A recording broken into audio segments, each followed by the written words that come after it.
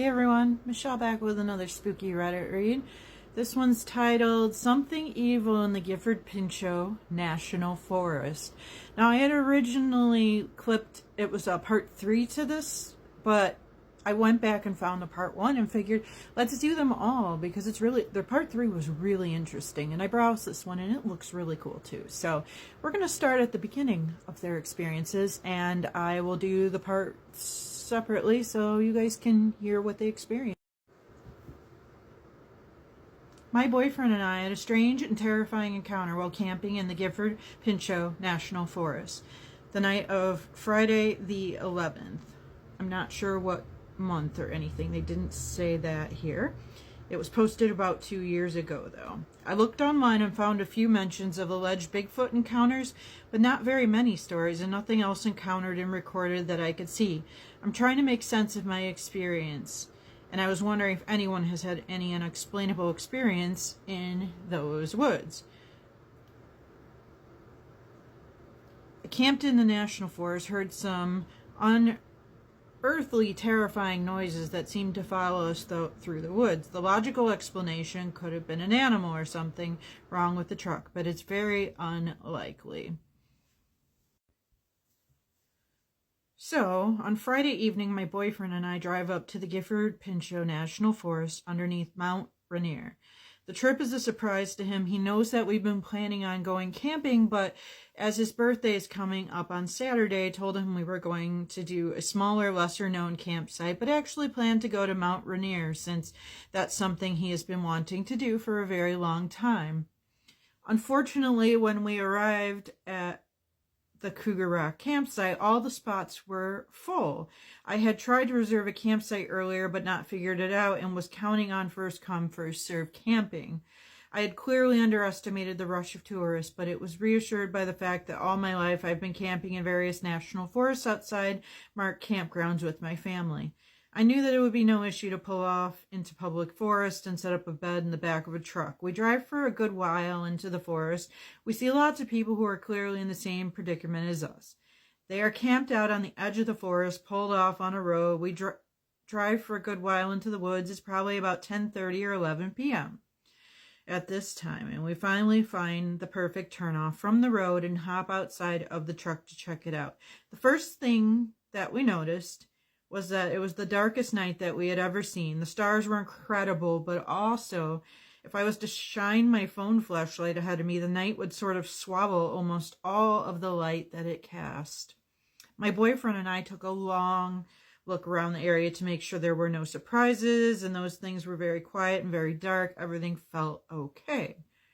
There were 2 trails leading into the woods from where we parked, relatively close together.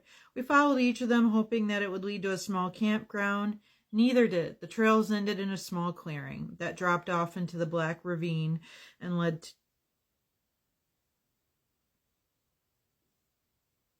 Sorry about that, I lost my spot here. Dropped off into the black ravine. One of the trails, the one on the far right, had a singular large wooden stick that I assume was taken from already fallen wood, hammered into the ground before the big ravine and gully thing. I pointed my flashlight into the darkness, but I could not make anything. We decided we liked the privacy and that we would be able to hear anything or anyone that if they were climbing up the side of the ravine. We started unpacking in front of the truck. It is important to mention at this point that we had rented a U-Haul for this trip, which was a strange aesthetic choice, but the rental car was about $600, so that wasn't happening, LOL.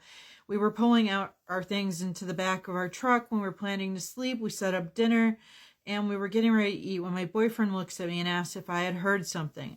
He told me to be quiet, and we sat in silence in the truck for a second later. I heard a very strange mix of a phone vibrating, growling, and the sounds of steps on the gravel, exactly like someone or something approaching the truck from the upper left-hand side, coming towards the front of the truck to the driver's door. Both of us are spooked and stay quiet and are low in the back of the truck, and there are no windows to look through, so we just sit there wide-eyed and trying to make sense of what we're hearing. My first gut feeling is that it's a person, one who is not mentally well and is intruding in on our campsite or something with bad intentions.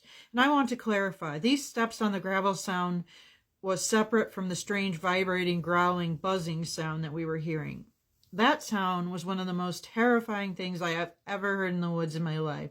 I am familiar with fox calls. I've been in mountain lion country, listened to owls. I've been an outdoorsy in the Northwest Pacific for almost 8 years now. And this was nothing like I had ever heard or ever want to hear again.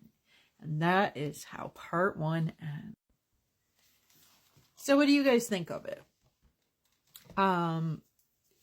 I feel like when you got an outdoorsy person who's writing the story about the things they're hearing outdoors that are strange, for me, it gives it a little more credibility because, you know, they know strange. So, yeah, I kind of tend to think they experienced something. And the sound might be hard to describe, you know, but the vibrating kind of it's different. I honestly thought she was going to say their phone or something had went off during it, you know, like I've not heard something quite described that way. And so it very much interests me. And I'm not sure what kind of creature or paranormal thing might have been creating this. Do you think it could be a person? Come back. I know I have part 3. I'll find part 2 and I will read part 2 for it. And we'll get to the bottom of this maybe yet. So thanks for listening. You guys have a wonderful weekend. Don't forget to hit that repost button.